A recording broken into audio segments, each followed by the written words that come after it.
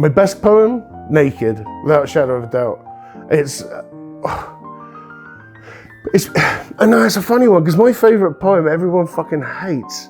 I wrote this poem called Harmison in my first book, and it's a really odd poem, and no one really gets what it's about, but I love it, and I think it's one of the more intriguing poems I've written.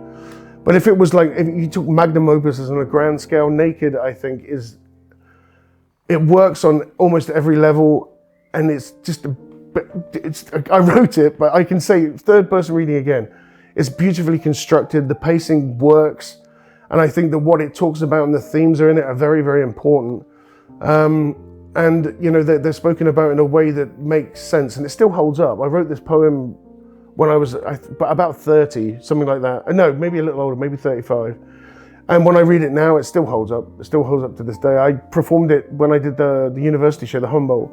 I performed it there, and it was still just as good and just as powerful and just as meaningful, which is strange considering the themes of the poem are talking about the culture that I saw at the time.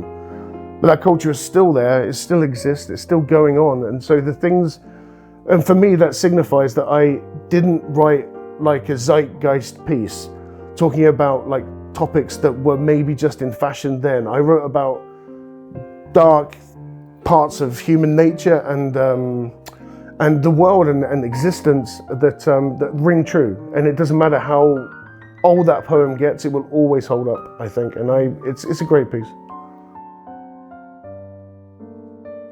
Well, no, I can tell you how I do it. And that maybe, the way that I actually write is I write everything freehand first with a pen and a book. And then you write the ideas down, read through the ideas, and then you copy the ones up that work.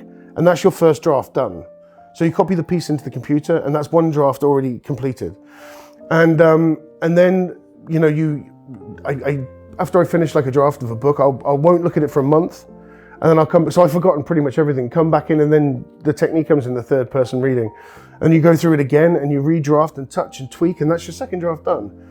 And then you send it off and get it edited, there's your third draft, and then before you know it, the book's completely finished. So I would always tell people, write with a pen and paper in the first case. Obviously, if you're writing something longer, if you're doing a screenplay, obviously you don't do that. But with poetry, write the ideas, walk around, look at things, sit in a coffee shop. You know, go to a shopping mall, go to the places you wouldn't normally go.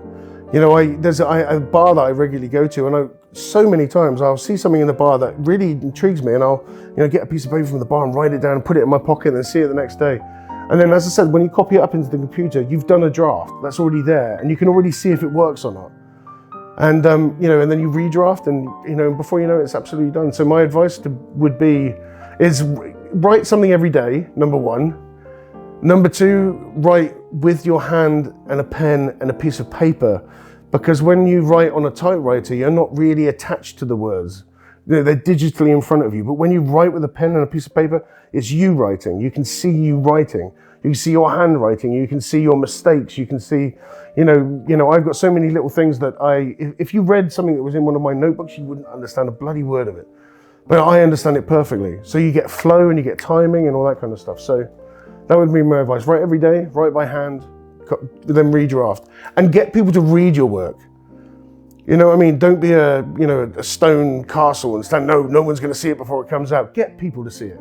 With the cover for the book, I send it to everyone whose opinion I value and ask for what they thought, and I like this, and the same with the books.